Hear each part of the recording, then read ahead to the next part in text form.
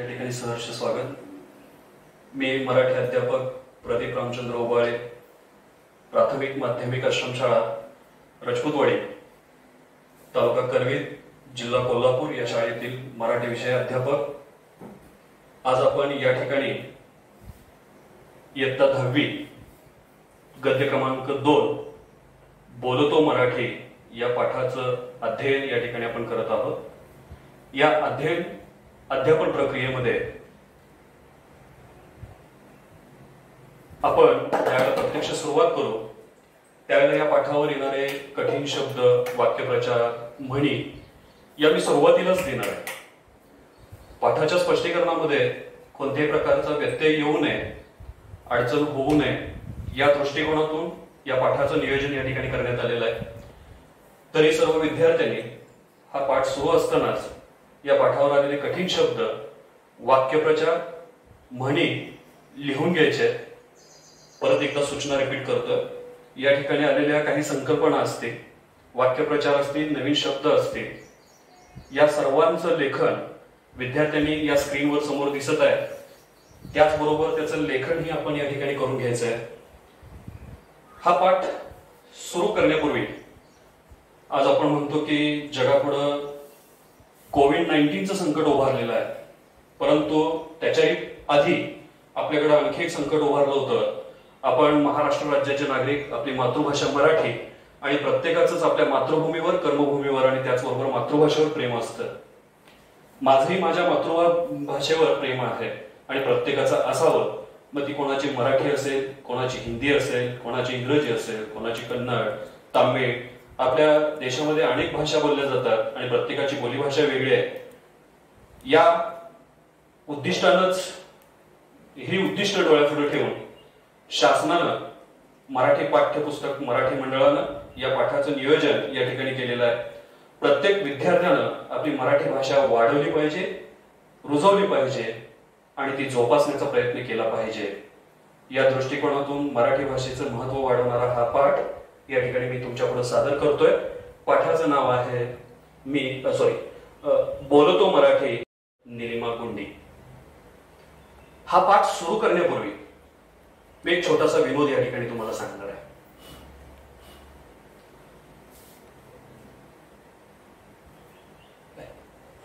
छोटासा विनोद या ठिकाणी सांगणार आहे आणि मराठी भाषेमध्ये किंवा मराठीचा भाषेचा वापर करत असताना विनोदाची निर्मिती कशा पद्धतीने होते हे आपल्याला या ठिकाणी अनुभवायचं आहे।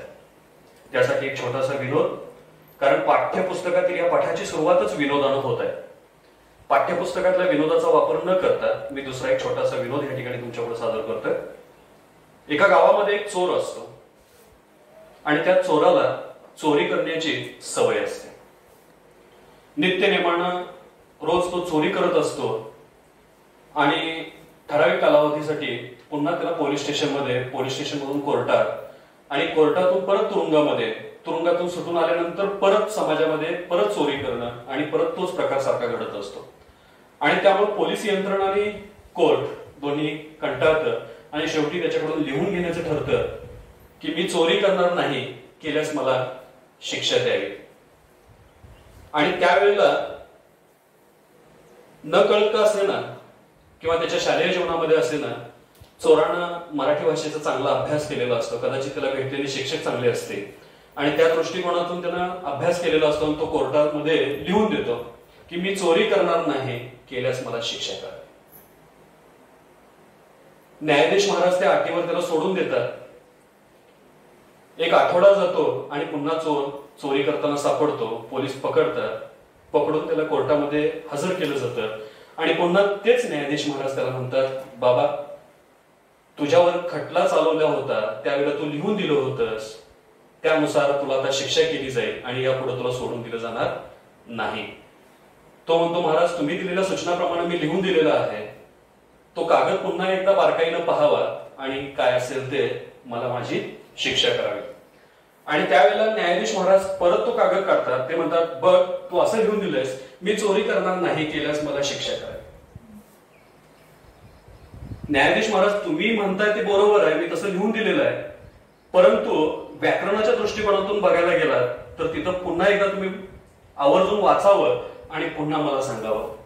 न्यायाधीश महाराज बारकाईनं त्याचं वाचन करतात. त्यावेळेला त्यांच्या लक्षात येतं, मी चोरी करणार स्वल्पविराम, नाही केल्यास मला शिक्षा करावी. या अटीनुसार मी इथून पुढं दररोज चोरी करणार, नाही केल्यास मला शिक्षा करायची, असं मी तुम्हाला लिहून दिलेलं आहे. त्यामुळे तुम्ही आता मला या शिक्षेतून मुक्त करू शकता. म्हणजे मराठी भाषा आपण किती प्रभावीपणे वापरू शकतो आणि त्याचा उपयोग दैनंदिन व्यवहारामध्ये सुद्धा कशा पद्धतीने आपण करू शकतो हे आपल्याला या विनोदावरून लक्षात येतं. असाच एक विनोद आपल्या पाठ्यपुस्तकामध्ये समाविष्ट केलेला आहे. विनोद वाचतो. परवा वर्तमानपत्रात एक विनोद आला होता. बायको म्हणते नवऱ्याला, तुम्हाला मी ओत्तापा बनवू का? नवरा म्हणतो, नको, मी माणूसच ठीक आहे, आली मोठी चातुकार. याच्यातून आपल्याला आणखी एक गोष्ट लक्षात येते की या ठिकाणी पत्नीनं केलेला हा किंवा विचारलेला साधा प्रश्न आहे. घराघरामध्ये अशा पद्धतीचे प्रश्न विचारले जातात. साधं उदाहरण आहे आपल्याला घरामध्ये. आपण मला माझ्या बाबतीमध्ये घडलेलं उदाहरण मी तुम्हाला सांगतो.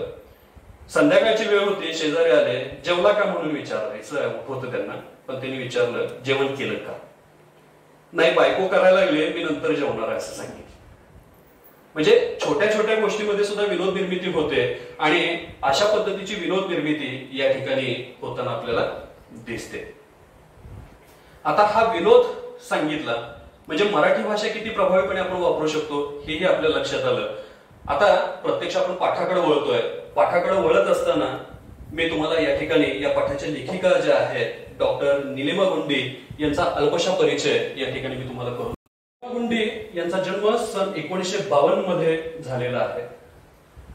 यांचा परिचय करून देत असताना मला खूप आनंद होतोय की या लेखिका ज्या आहेत त्या मराठी विषयाच्या अध्यापिका आहेत, प्राध्यापिका आहेत. त्याचबरोबर भाषाशास्त्रज्ञ, लेखिका म्हणून सुद्धा त्या प्रसिद्ध आहेत. सन 2011 सालच्या बेळगाव मंथन महिला साहित्य संमेलनाच्या त्या अध्यक्ष होत्या. त्यांना अध्यक्षस्थान त्यांनी भूषवलेलं आहे. महाराष्ट्र साहित्य परिषदेच्या पुणे शाखेतर्फे प्रसिद्ध होणारा संवेदना या नावाचा दिवाळी अंक जो आहे त्या दिवाळी अंकाचं सन 2011-12 सालचं संपादक पद सुद्धा त्यांनी भूषवलेलं आहे. अशा पद्धतीचे या लेखिका आहेत आणि यानंतर अशा या प्रसिद्ध लेखिकेने लिहिलेलं जे काही साहित्य आहे त्या साहित्याचा या ठिकाणी मी तुम्हाला थोडक्यात परिचय करून देतो. विपुल अशी साहित्य संपदा त्यांच्या नावावर आहे. त्याच्यामध्ये बाल साहित्य यामध्ये अक्षरांचा देव आणि त्याचबरोबर निरागस नावाचं साहित्य त्यांनी लिहिलेलं आहे. ललित साहित्य यामध्ये देठ जगण्याचा, रंगांचा थवा यासारखं साहित्य, ललित साहित्य त्यांच्या नावावर आहे. त्याशिवाय इतर अनेक ग्रंथसंपदा सुद्धा त्यांनी लिहिलेली आहे. त्याच्यामध्ये भाषा प्रकाश, भाषा भान, भाषा ज्ञान, शब्दांची पहाट, भारतीय भाषातील स्त्री साहित्याचा मागोवा खंड 1 व 2, लाटांचे मनोगत, विचार शिल्प यासारखी साहित्य संपदा त्यांच्या नावावर आहे. आता हा पाठ का लिहिला, या पाठाची पार्श्वभूमी काय आहे, या पाठातून आपल्याला नेमकं काय ज्ञान घ्यायचंय आणि काय शिकायचंय आणि यातून आपण काय आत्मबोध करणार आहोत याचा थोडासा परिचय या ठिकाणी मी तुम्हाला करून देतोय. या पाठाची पार्श्वभूमी समजून घेत असताना आपल्याला एक लक्षात घ्यायचंय. मगाशी मी विनोद सांगितला आणि त्याच्या आधी मी तुम्हाला सांगितलं की आपली मातृभाषा मराठी आहे. ज्या पद्धतीने आपण आपल्या मातेवर, मातृभूमीवर प्रेम करतो तसं प्रत्येकानं आपल्या मातृभाषेवर सुद्धा प्रेम केलं पाहिजे. आणि हा उद्देश विद्यार्थ्यांच्या मध्ये रुजावा या दृष्टिकोनातून या पाठाची रचना पाठ्यपुस्तकाच्या या पहिल्याच प्रकरणामध्ये करण्यात आलेली आहे. मराठी भाषा किती समृद्ध आहे हे सांगताना लेखिका डॉक्टर निलिमा गुंडी यांनी मराठी भाषेचं आपल्या जीवनातील स्थान आपण कायम ठेवल्यास मनातले भाव त्यातील अर्थसौंदर्यासह सूक्ष्मपणे कसे उलगडतात हे सांगितले आहे. तसेच मराठी भाषेतील विविध शब्दप्रयोगामुळे विनोद निर्मिती कशा प्रकारे होते याचे वर्णनही केलेले आहे. भाषेची गंमत जाणण्यासाठी त्यातील शब्दांची व्युत्पत्ती कशी झाली याचा शोध घेतल्यास खूप रंजक व नवीन माहितीही आपल्याला मिळते हे प्रस्तुत पाठातून लेखिकेने स्पष्ट केलेले आहे. आता या पाठामध्ये काही नवीन शब्दार्थ येणार आहेत, काही परिचित असतील, काही अपरिचित आहेत. त्यानुसार मी या ठिकाणी त्याचं लेखन केलेलं आहे. तुम्ही ते लिहून घ्यायचे. मी पाठाच्या सुरुवातीला सांगितलंय आपल्याला की प्रत्येक विद्यार्थ्याने या पाठामध्ये आलेले नवीन शब्दप्रयोग, वाक्यप्रचार, म्हणी यांचं लेखन करायचं आहे. यामध्ये आलेले शब्दार्थ आहेत असूया. पहिला शब्द असूया. मत्सर म्हणजे द्वेष, तिरस्कार, राग या अर्थानं आपण आपल्या बोलीभाषेमध्ये वापरतो. दुसरं कलेवर, याचा अर्थ आपल्याला अभिप्रेत आहे कला. दैनंदिन जीवनामध्ये आपण एखाद्या स्त्रीचं नाव कला असू शकतं. त्याचबरोबर इतर कला, मग चित्रकला असतील, शिल्पकला असेल, ज्या काही कला आहेत तसाही त्याचा अर्थ येतो. प्रस्तुत पाठामध्ये प्रेत, शव किंवा शरीर या दृष्टिकोनातून आपल्याला याचा अर्थ या ठिकाणी घ्यायचा आहे.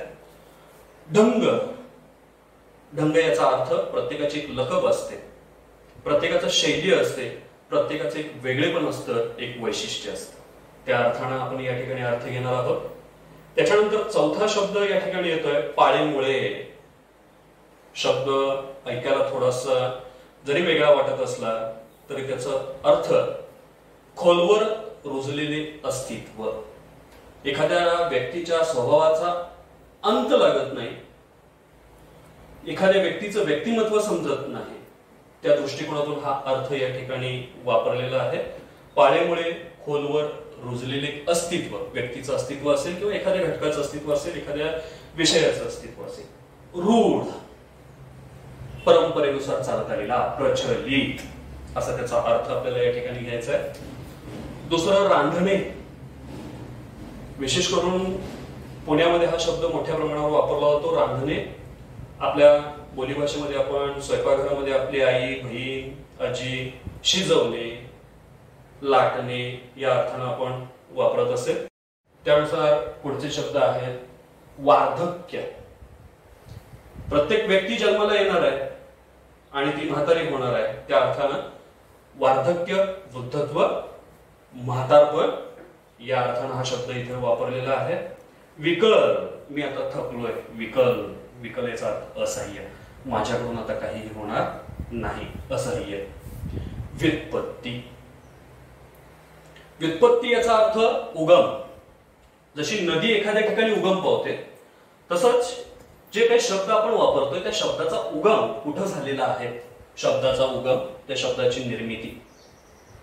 त्याच्यानंतर शक्तिस्थळे. शक्तिस्थळे, शक्तिस्थान. त्याच्यानंतर सूतक, सूतकताई. सूतकताई चरखा महात्मा गांधीजींनी वापरलेला आहे, सर्वांनी आपण तो पाहिलेला आहे. चरख्यावर सूत कातणे म्हणजे सूतकताई असा हा शब्द या ठिकाणी आलेला आहे. त्याच्यानंतर पुढचे या पाठामध्ये येणारे वाक्यप्रचार आणि त्यांच्या अर्थ आपल्याला या ठिकाणी समजून घ्यायचे. या पाठामध्ये अनेक वाक्यप्रचार आलेले आहेत, त्यातले काही मोजके वाक्यप्रचार मी या ठिकाणी घेतलेले आहेत. तुम्हाला जर काही शंका असतील तर तुम्ही पाठानंतर मला विचारू शकता. तुम्हाला आढळला एखादा नवीन वाक्यप्रचार तर त्याला अधोरेखित करून ठेवा, लिहून ठेवा. पाठ संपल्यानंतर तुम्ही मला त्याचा अर्थ विचारा. पहिला वाक्यप्रचार आहे अर्थाचा अनर्थ होणे, चुकीचा अर्थ लावणे. मी बोललो होतो एक, पण ऐकणाऱ्याने चुकीचा अर्थ लावला म्हणून चुकीचा अर्थ लावणे. दुसरा वाक्यप्रचार आत्मसात करणे, एखादी गोष्ट शिकून घेणे. जसं आपण सायकल चालवणे, पोहणे, इतर गोष्टी ज्या शिकून घेतो तसं कोणताही घटक, कोणतीही गोष्ट नव्याने शिकून घेणे. आपले मानणे, आपलेसे करणे. अनेक मित्र असतात, सगळेच आपलेसे असतात असं नाही, आणि त्या अर्थाने या ठिकाणी आलेलं आहे आपले मानणे, आपलं समजणे. कंठस्नान घालणे. वाक्यप्रचार मी पुन्हा एकदा वाचतोय, त्याचा अर्थ पुन्हा एकदा तुम्ही बघून घ्या, कारण हा वाक्यप्रचार या पाठामध्ये येत असताना एक विनोद निर्मिती करून जाणार आहे. कंठस्नान घालणे, जिवे मारणे, ठार मारणे हा दैनंदिन वापरातील युद्धभूमीशी निगडीत असणारा हा शब्द वाक्यप्रचार. प्रत्यक्ष जर या पाठामध्ये जर विचार केला तर कंठस्नान घालणे याचा अर्थ कंठाखालून आंघोळ घालणे, स्नान घालणे, कंठस्नान घालणे. परंतु प्रत्यक्ष त्याचा अर्थ आहे जिवे मारणे किंवा ठार मारणे. त्याच्यानंतर पुढचा वाक्यप्रचार आहे खस्ता खाणे. खस्ता खाणे हा वाक्यप्रचार आपल्याला नेहमी ऐकायला मिळतो आपल्या घरामध्ये. आपले आई वडील आजी आजोबा आपल्याला सांगतात आम्ही खूप खस्ता खाल्लेले. याचा अर्थ काय आहे? याचा अर्थ असा आहे की आम्ही खूप कष्ट केलेले आहेत. हाडाची काढ करणे, हाडाची काढ करणे नवीन वाक्यप्रचार पाठामध्ये नाहीये, परंतु हा वाक्यप्रचार याच अर्थाने येतो, हाडाची काढ करणे. हाल अपेष्टा सोसणे, सहन करणे. त्याच्यानंतर खांद्याला खांदा लावणे, सहकार्य करणे. इथं एक हिंदी गाणं आपल्याला आठवतं का बघा, साथी हात बटाना एक अकेला थक जाए तो मिलकर बोझ उठाना. त्याच पद्धतीने या ठिकाणी सुद्धा तोच अर्थ आपल्याला अभिप्रेत आहे. खांद्याला खांदा लावणे याचा अर्थ सहकार्य करणे, एकमेकाला मदत करणे. आज दैनंदिन जीवनामध्ये आपण बघतो की स्त्रिया सुद्धा समाजामध्ये पुरुषांच्या खांद्याला खांदा लावून प्रत्येक क्षेत्रामध्ये काम करत असताना आपल्याला दिसत आहेत. खांद्याला खांदा लावणे, सहकार्य करणे. याच्या पुढचा वाक्यप्रचार झुगारून देणे, परवा न करणे, कशालाही न घाबरणे या अर्थानं हा वाक्यप्रचार आहे. त्याच्यानंतर आहे ताव मारणे. एखाद्या आवडीचा पदार्थ असेल तर आपण मनसोक्त खातो, इथेच खातो आणि त्याला आपण म्हणतो ताव मारणे. पुढे आहे दाद देणे, प्रशंसा करणे. एखाद्या व्यक्तीने केलेलं कार्य जर प्रशंसे लायक असेल, स्तुती लायक असेल तर आपण त्याची स्तुती केली पाहिजे. त्याला आपण म्हणतो प्रशंसा करणे, दाद देणे. फिरकी घेणे, एखाद्या व्यक्तीची थट्टा उडवणे, चेष्टा करणे, गंमत करणे या अर्थाने त्याचा अर्थ आहे. त्याच्यानंतर पुढे आहे बेतावर पाणी पडणे, एखादा बेत फसणे, एखादं केलेलं नियोजन न पूर्ण होणे, रद्द होणे, काही कारणास्तव ती गोष्ट न घडणे या अर्थाने या पाठामध्ये हा वाक्यप्रचार आलेला आहे. त्याच्यानंतर आहे माशा मारणे. सहज बोलतो आपण, कोणालाही बोलत असं काय माशा मारत बसलायस काय, तरी काम ठीक आहे. माशा मारणे, वेळ फुकट घालवणे या अर्थानं हा वाक्यप्रचार या ठिकाणी आलेला आहे. आता या पाठामध्ये म्हणी सुद्धा खूप येणार आहे, परंतु या म्हणीवर मी विशेष लक्ष देण्याचा प्रयत्न केलेला आहे, कारण या म्हणीचा अर्थ आपल्याला या ठिकाणी समजून घ्यायचा आहे. पुराणातील वांगी पुराणात याचा अर्थ असा आहे, मूळ म्हण आहे, वापरताना ही म्हण ज्यावेळेला तयार झाली किंवा ज्यांनी कोणी तयार केली असेल त्यावेळेला ती तयार करत असताना पुराणातील वानगी पुराणात असा त्याचा मूळ म्हण होती. परंतु आम्ही बोलता बोलता त्या शब्दाचा, वानगी या शब्दाचा अपभ्रंश केला आणि तो शब्द झाला वांगी. आता वानगी याचा अर्थ काय, तर उदाहरण. आपण म्हणतो आपल्याला घरामध्ये सांगत असताना सुद्धा वडील आई वडील सांगतात आमच्या काळामध्ये असं होतं, तुमच्या काळामध्ये असं आहे. मग त्यावेळेला आपण काय म्हणतो की तुमची उदाहरणं आम्हाला देऊ नका आता. त्या अर्थानं हा अर्थ आहे. पुराणातील वानगी, उदाहरणे, जी काही उदाहरणं आपण आता देतो ती पुराणातली आहेत, जुनी आहेत, ती उदाहरणं आता चालणार नाही. त्या पद्धतीनं इथं तो अर्थ आलेला आहे. पुराणातील उपदेश, सल्ला, उदाहरण आता देऊन चालणार नाही. जग पुढे जात आहे, त्या पद्धतीने आपण बदललं पाहिजे आणि अशा दृष्टिकोनातून हा अर्थ या ठिकाणी आलेला आहे. आता या पाठाच्या माध्यमातून आपल्याला काय शिकायचंय? ठीक, एक उदाहरण, एक श्लोक किंवा म्हण, काही म्हणा, मी इथं सांगितलेलं आहे.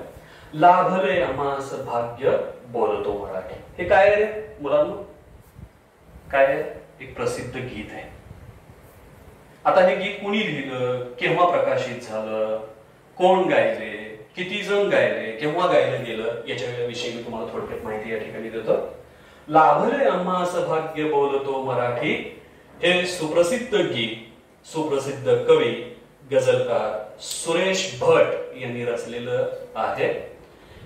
हे स्फूर्ती गीत आहे. जसं मी तुम्हाला मगाशी सांगितलं की पाठाच्या सुरुवातीला की हे गीत मराठी भाषेला जिवंत ठेवण्याच्या दृष्टिकोनातून, मराठी भाषा वाढवण्याच्या दृष्टिकोनातून, महाराष्ट्राचा गौरव आणि मराठी भाषेचं गौरव या ठिकाणी व्यक्त करण्यासाठी हे गायलं गेलेलं आहे, लिहिलं गेलेलं आहे. त्याचे संगीतकार होते कौशल इनामदार.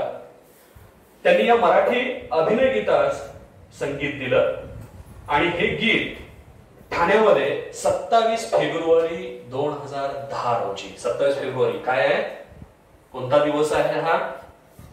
पाठाच्या शेवटी मला सांगा, मी आता सांगत नाही. तुम्ही मला सांगा.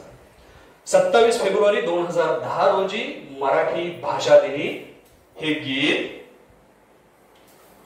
प्रकाशित झाले आणि एकाच वेळेला या गीतामध्ये 450हून अधिक कलाकारांनी सहभाग घेतला आणि हे गीत गायलं गेलं. यासाठी त्यांनी आपला आवाज दिला. हे या अभिमान गीताचे आगळे वेगळे वैशिष्ट्य आहे. इतक्या मोठ्या समूहामध्ये हे गीत गाणं हे या गीताचं आगळे वेगळे एक वैशिष्ट्य. आता म्हणी, वाक्यप्रचार, शब्द या सगळ्यांचा अभ्यास तुमचा झालेला आहे. त्यामुळे मला जास्त आता बोलावं लागणार नाहीये, स्पष्टीकरणही मला करावं लागणार नाही. परंतु तरी सुद्धा आपण पाठाची सुरुवात आत्ता करतोय. मराठी कुमार भारती इयत्ता 10वी गद्य विभाग धडा 2 बोलतो मराठी डॉक्टर निलिमा गुंडी यांचा हा पाठ या ठिकाणी आपण सुरू करत आहोत. आता प्रत्येकाच्या समोर जर पुस्तक असेल तर त्या पुस्तकातील परिच्छेद क्रमांक 1 आणि परिच्छेद क्रमांक 2 थोडीशी नजर फिरवा त्याच्यावरून. या 2 परिच्छेदामध्ये 2 शब्द प्रयोग करण्यात आलेले आहेत. संपूर्ण परिच्छेदाचं स्पष्टीकरण मी इथं करणार नाहीये. फक्त शब्दप्रयोग कोणते आहेत आणि ते शब्दप्रयोग कशा पद्धतीने वापरले जातात, आपण कोणत्या पद्धतीने वापरतो आणि ते या पाठामध्ये कशा पद्धतीने वापरण्यात आलेले आहेत हे आपल्याला या ठिकाणी बघायचं. मराठी ढंगाचे शब्दप्रयोग ही आपल्या भाषेची खऱ्या अर्थाने श्रीमंती आहे. इतके चांगले शब्दप्रयोग इतर भाषामध्ये कदाचित वापरत असतील, मला त्याच्याबद्दल म्हणायचं नाही, दुमत नाही. परंतु माझ्या भाषेमध्ये इतके चांगल्या पद्धतीनं हे शब्दप्रयोग आपल्याला वापरता येतात. तर मगाशी मी विनोद सांगितला तुम्हाला. कोणता? तुम्हाला मी उत्तापा बनवू का? बनवणे हा शब्दप्रयोग आहे या ठिकाणी. बनवणे याचा प्रत्यक्ष जर मराठीमध्ये आपण त्याचा वापर केला, मराठीमध्ये जर त्याचा अर्थ बघितला तर बनवणे याचा अर्थ काय सांगता येईल आपल्याला? बनवणे याचा अर्थ काय सांगता येईल? तयार करणे. परंतु प्रत्यक्ष बनवणे याचा अर्थ तयार करणे नाही. बनवणे याचा अर्थ फसवणे. कसा काय? बनवला, उल्लू बनवणे, फसवणे या अर्थाने या ठिकाणी तो अर्थप्रयोग आहे. त्याच्यानंतर दुसरा शब्दप्रयोग आहे मारणे. शब्द एकच आहे, अनेक अर्थ आहेत त्याचे, अनेक अर्थ आहेत. मारणे आम्हाला एकच अर्थ आहे. मारणे याचा अर्थ कोणाच्या तरी कानपाडात मारणे, कोणाच्या तरी पाठीत मारणे, नाहीतर कोणाला तरी टोमणा मारणे. परंतु जर प्रत्यक्ष आपण याचा अर्थ किंवा त्याचा शब्दप्रयोग, त्याचा वापर जर आपण बघितला तर आपल्या परिच्छेदामध्ये, पाठ्यपुस्तकातील परिच्छेद क्रमांक 2 मध्ये हा शब्दप्रयोग किती अर्थाने वापरण्यात आलेला आहे बघा. तर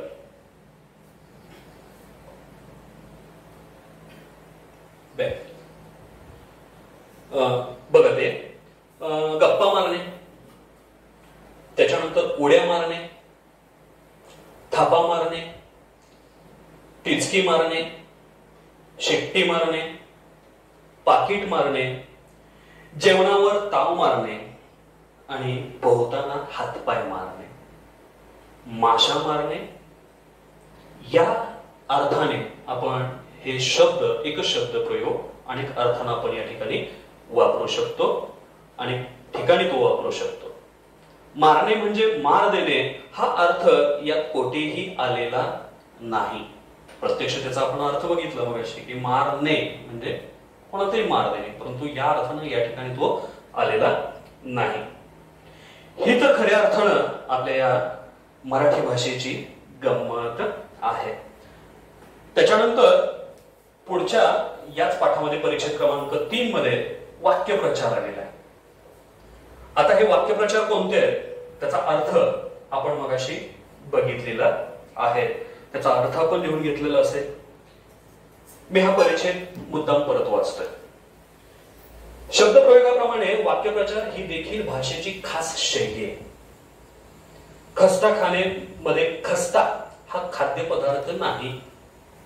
खाणे हा शब्द जरी वापरला असेल तर खस्ता खाणे हा या ठिकाणी अर्थ नाही, हे माहित आहे ना. तसेच कंठस्नान घालणे हा वाक्यप्रचार युद्धाविषयीच्या बातम्यामध्ये असतो. कंठस्नान घालणे म्हणजे गळ्याखालून आंघोळ घालणे असा शब्दशः अर्थ नाही. खांद्याला खांदा लावणे, सहकार्य करणे, खांदा देणे, प्रेताला सुद्धा खांदा दिला जातो, प्रेताला खांदा देणे. त्यातला फरक लक्षात घ्यायला हवा. एका ऐवजी दुसरे क्रियापद वापरले तर अर्थाचा अनर्थ होईल. अशा अनेक उदाहरणं आपल्याला या ठिकाणी देता येतील. त्यासाठी शब्दकोश, नवीन वाक्यप्रचार, नवीन शब्द, कठीण शब्द, शब्दकोश. तुम्हाला डिक्शनरी हा शब्द सर्वांना माहिती आहे, कारण मराठी भाषेप्रमाणेच आपण इंग्रजी भाषेवर सुद्धा खूप प्रेम करतो. तसंच शब्दकोश, याच्यासाठी इंग्रजी शब्द डिक्शनरी. काय असतं या डिक्शनरीमध्ये? तर इंग्रजी शब्दाचे मराठी अर्थ तसेच मराठी शब्दांचा सुद्धा शब्दकोश आहे, ज्याच्यामध्ये एका शब्दाचे अनेक अर्थ दिलेले असतात. त्यासाठी शब्दकोश वापरण्याची सवय आपल्याला असली पाहिजे. जसं आपण इंग्रजीमध्ये डिक्शनरी वापरतो तसं मराठीमध्ये सुद्धा आपण शब्दकोश वापरायला हवा. अक्कलवान, काय शब्द आहे? अक्कलवान. अक्कलवान म्हणजे काय? तर हुशार. पण अकलेचा कांदा म्हणजे काय? तर अतिशहाणा.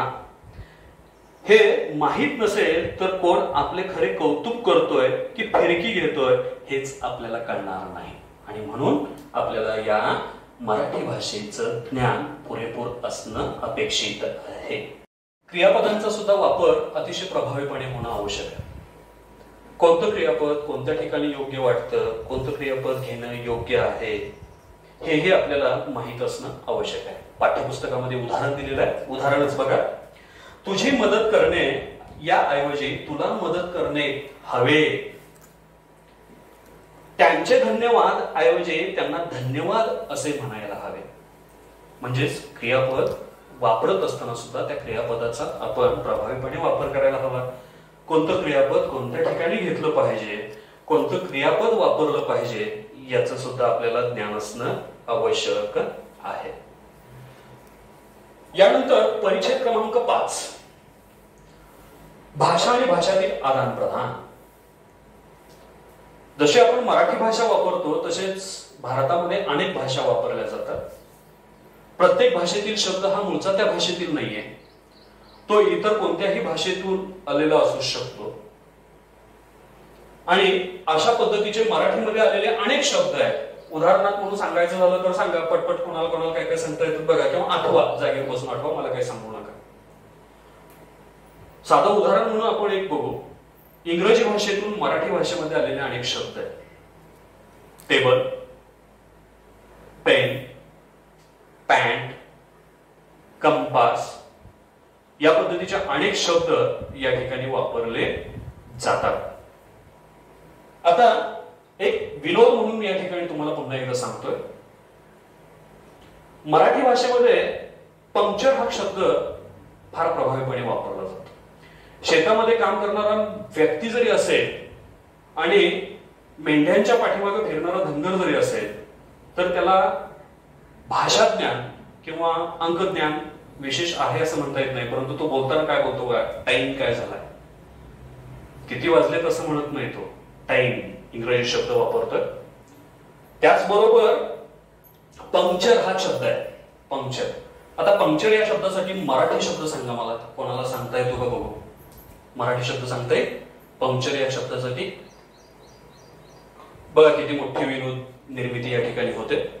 साधा शब्द प्रत्येक दैनंदिन जीवनामध्ये आपण वापरतोय. गाडी पंक्चर झाली, सायकल पंक्चर झाली, परंतु याच्यासाठी मराठी भाषेतला शब्द आहे. जर वापरायचं म्हटलं तर ते शक्य नाही आणि म्हणून आपण दुसऱ्या भाषेतील शब्द आपल्या भाषेमध्ये घेऊन त्याचा आपण वापर करतोय. आतील हवेचे बहिर्गमन होणे. तर मी ऑफिसमध्ये गेलो आणि मला बॉसनी विचारलं आणि मला सांगायचं झालं, साहेब माझ्या गाडीतील पाठीमागील चाकातील आतील हवेचं बहिर्गमन झालं. साहेब मराठी असतील तर सांगतील ठीक आहे बाबा मला कळालं काय म्हणतोय ते. साहेब इतर भाषेतील असतील तर ते पहिला म्हणतील बाहेर हो. बहिर्गमन झालं तर बाहेर हो. पंक्चर झाली, साधन सोपं. मग ते म्हणणार असं सांग की मराठीत. लक्षात आलं? म्हणून अशा पद्धतीने आपण या मराठी भाषेमध्ये अनेक इतर भाषांच्या शब्दांचा वापर करत आहोत. संस्कृत मधून आलेले शब्द आहेत. हस्त, पद, कर, त्याच्यानंतर फारसी, अरबी, कन्नड, इंग्रजी यासारख्या इतर अनेक भाषातून हे शब्द आलेले आपल्याला पाहायला मिळतात. आता त्याच्यानंतर आपल्याला भाषेतील आणखी गोष्ट बघायची आहे, व्युत्पत्ती. व्युत्पत्ती याचा अर्थ काय? तर व्युत्पत्ती याचा अर्थ मगाशीच मी कठीण शब्दांचा अर्थ देताना सांगितला. व्युत्पत्ती याचा अर्थ आहे उगम. आता या पाठामध्ये एक वाक्य आलेलं आहे, एक शब्द आलेला आहे आणि त्या शब्दाचा अर्थ आपल्याला या ठिकाणी समजून घ्यायचा आहे. त्याच्यासाठी व्युत्पत्ती म्हणजे काय हे आपल्याला माहित असणं आवश्यक आहे. पाठामध्ये आलेला परिच्छेद क्रमांक 6 पान नंबर 3 वरचा पहिल्याच परिच्छेदामधली दुसरी ओळ, मोरंबा या शब्दातल्या मोराचा मयुराशी संबंध नसून मोरस म्हणजे साखरेशी आहे. मोरंबा हा शब्द त्या ठिकाणी आलेला आहे. आता मोरंबा असं जर म्हणायला गेलो तर आम्ही काय म्हणू, एकतर मुरत घातलेला आंबा, नसेल तर मोरंबा याचा अर्थ मोर. परंतु प्रत्यक्ष याचा अर्थ असा आहे मोर, मोरंबा. मोरंबा याचा अर्थ साखर, साध्या आणि सोप्या भाषेमध्ये. कारण मोरंबा म्हणजे पूर्वी त्याला मोरस असं म्हटलं जायचं.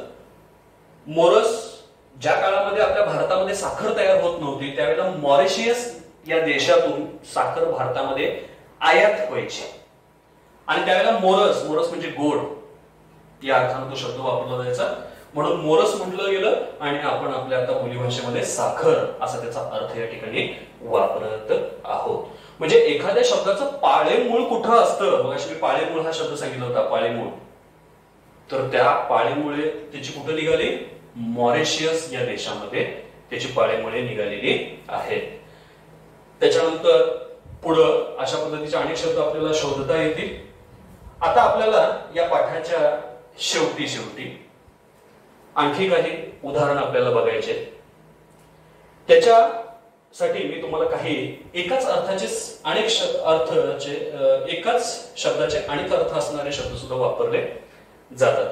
पुराणातील वांगी पुराणात या म्हणीचा अर्थ शोधण्यासाठी सगळ्या पुराणामध्ये वांग्याशी काही संबंध आहे का असं प्रत्येकाने विचारण्याचा जर विचार करण्याचा प्रयत्न केला तर अनेक ग्रंथ अनेकांनी चालून पाहिले की बाबा पुराणातील वांगी पुराणात या म्हणीमध्ये वांग्याचा काय संबंध आहे का. तर या ठिकाणी वांग्याचा काही संबंध नाही, कारण पुराणातील वांगी हा शब्द त्या ठिकाणी नसून त्या ठिकाणी वानगी हा शब्द होता. वानगी याचा अर्थ मगाशी मी सांगितला उदाहरणं कोणती, तर पुराण काळामध्ये दिली जाणारी, जी आपल्याला आपले आई वडील सुद्धा देतात. आमच्या काळामध्ये असं होतं, आमच्या काळामध्ये ही चालत नव्हतं आणि ती त्या पद्धतीनं वापरलेली उदाहरणं या ठिकाणी आपल्याला घेता येतात. परंतु त्या शब्दाचा अपभ्रंश झाला. वांगी या शब्दाचा अपभ्रंश होऊन वांगी असा शब्द या ठिकाणी प्रचलित झालेला आहे. आता स्क्रीनवर आपल्याला दोन वाक्य दिसतात. एकाच अर्थाचे, एका शब्दाचे अनेक अर्थ कशा पद्धतीने होतात हे आपल्याला या ठिकाणी पाहायला मिळत आहे. पाठ्यपुस्तकामध्ये पान नंबर 3 वर ही दोन वाक्य आहेत. राजाचे कलेवर प्रेम होते. सरळ आणि साधा अर्थ काढायला गेलो आपण तर काय होईल, राजाचे कलेवर प्रेम होते याचा अर्थ त्याचा संगीतावर त्याचं प्रेम होतं, चित्रकलेवर प्रेम होतं, शिल्पकलेवर प्रेम होतं, गायन वादन प्रत्येक कलेवर कुठं ना कुठं प्रेम असेल. नसेल तर शेवटी कला नावाची राणी असेल, तिच्यावर त्याचं प्रेम असेल. राजाचे कलेवर प्रेम होते. आता तो शब्द दुसऱ्या वाक्यामध्ये आलेला आहे. पाठ्यपुस्तकामधलं हे दुसरं वाक्य आहे. अपघात स्थळी कडेला एक कलेवर पडले होते. मगाशी कला, त्याचा दुसरा अर्थ दिला होता मगाशी शरीर, बाजू.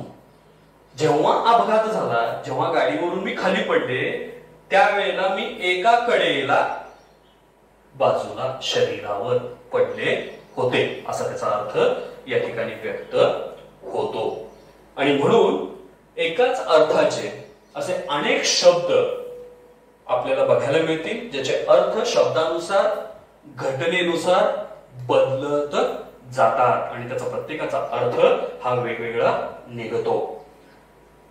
आणि त्याच पद्धतीनं आणखी पाठ्यपुस्तकामध्ये दोन उदाहरणं दिलेली आहेत, दोन वाक्य दिलेली आहेत बघा. आता ही दोन वाक्य कोणती आहेत आणि कोणत्या घटनेशी निगडीत आहे.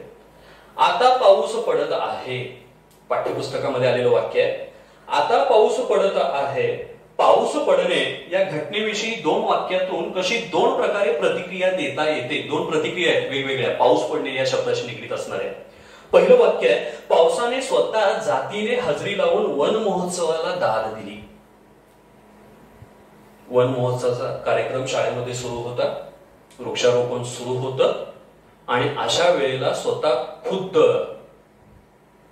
वरुण राजा या ठिकाणी प्रकट झाला, पाऊस पडला. एक वेगळा अर्थ या ठिकाणी आपल्याला पाहायला मिळतो. आता या ठिकाणी दुसरं एक वाक्य आहे, सकाळी सकाळी पाऊस आल्यामुळे माझ्या मॉर्निंग वॉकच्या बेतावर पाणी पडले. अशा आशयाचा एक अर्थ आहे. पाऊस पडला, दोन भावना व्यक्त झाल्या. पहिली भावना चांगली आहे, वरुण राजा प्रकट झाला, पाऊस पडला आणि हे चांगली गोष्ट घडलेली. दुसरं या ठिकाणी आहे, भावना बदलली, भावना दुखावली. पहिल्या वाक्यामध्ये भावना आनंदी होती, दुसऱ्या वाक्यामध्ये भावना बदलली. पाऊस पडला आणि सकाळी असलेला जो काही मॉर्निंग वॉकचा नित्यनेमाचा बेत जो होता तो आता पूर्णपणे रद्द झाला. मला तो रद्द करावा लागला आणि त्यामुळे मला दुःख झालं, भावना व्यक्त झाली. तशाच अनेक पद्धतीच्या बालकवींनी सुद्धा आपल्या कवितेच्या माध्यमातून निसर्गविषयक भावना व्यक्त केलेल्या आहेत. हिरवे हिरवे गार गालीचे हरित तृणांच्या मखमालीचे त्या सुंदर मखमालीवरती फुलराणी ही खेळत होती. बालकवींच्या मनामध्ये असणारी ही जी काय भावना आहे, ही भावना कोणती आहे तर निसर्गातील जे काही बदल आहे ते बदल त्यांनी अतिशय प्रभावीपणे या ठिकाणी मांडलेले आहे. आणि हे कशामुळे शक्य झालं तर मी बोलतो मराठी, आम्ही बोलतो मराठी यामुळे. आता आणखी एक जाता विनोद म्हणून मी तुम्हाला अशाच पद्धतीचं एक वाक्य दाखवतो. पाठ्यपुस्तकामध्ये हे वाक्य नाही, परंतु त्याचा अर्थ कसा बदलतो हे बघा. औषध न लगे मजला. पहिलं वाक्य मी पुन्हा एकदा वाचतोय. औषध न लगे मजला, मला औषधाची गरज नाही. न लगे मला, कुठलंही औषध, मला काही झालेलं नाही, कुठल्याही प्रकारचा रोग झालेला नाही. हे वाक्य आहे नल आणि दमयंती या नाटकातलं. दमयंती आपल्या पित्याला, आपल्या सखी मैत्रिणी यांना सांगते, मला काहीही झालेलं नाही, मला प्रेम रोग झालाय. औषध न लगे मजला, माझं औषध एकच आहे, औषध न लगे मजला. नल नावाचा राजा जो होता तोच माझं औषध आहे. शब्द वेगळा लिहिला, न लगे लागत नाही, ते जोडून लिहिलं नल गे, नल हेच माझं औषध आहे, हा त्याचा अर्थ आहे. म्हणजे एकच शब्द कशा पद्धतीने आपण वापरू शकतो आणि आपला भावना कशा व्यक्त करू शकतो हे या ठिकाणी सांगण्याचा प्रयत्न या ठिकाणी केलेला आहे. अशा पद्धतीनं आपण आज मराठी पाठ्यपुस्तकातील दुसरा पाठ गद्य बोलतो मराठी आणि मराठीचं वैभव या पाठातून आपण अभ्यासलेला आहे. या पाठामध्ये जर काही शंका असतील, नवीन शब्द एखादा तुमच्या ओळखीला आला असेल, अधोरेखित करून ठेवला असेल तर त्या शब्दाविषयी, एखाद्या नवीन वाक्यप्रचाराविषयी कोणत्याही प्रकारची जर शंका असेल तर तुम्ही यानंतर मला संपर्क करून त्याच्याविषयी विचारू शकता. एखादी संकल्पना जर स्पष्ट झाली नसेल तर हे संपर्क साधायला काही हरकत नाही. आपला पाठ या ठिकाणी संपला. धन्यवाद. आपला सहशिक्षक प्रदीप उबाळे.